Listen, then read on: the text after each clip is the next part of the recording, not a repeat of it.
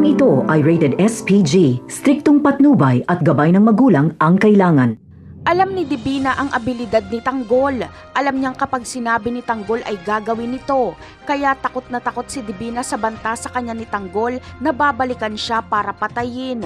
Walang makakapagprotekta sa kanya sa banta ni Tanggol kaya umuwi na lang siya sa nilayasan niyang pamilya. Maproprotektahan siya ng asawa niyang si Brandon at anak niyang si Rocky Boy. Sa ibang eksena naman ay nagkagulo nga sa beer house na pinag-iinuman nila Tanggol. Ayaw sanang makialam nila Tanggol pero hindi nila matiis. Nakita kasi nilang papatayin na si Mauro ng kanyang pinagkakautangan. Kaya niligtas nila Tanggol si Mauro at hinatid pa nila ito sa kanilang bahay. At sa pagdating nga ni Ponggay ay nagkaroon ng tensyon dahil binalak niyang arestuhin sila Tanggol. Pero ipinaliwanag ni Tanggol na wala silang masamang intensyon at iniligtas lang nila ang tatay ni Ponggay.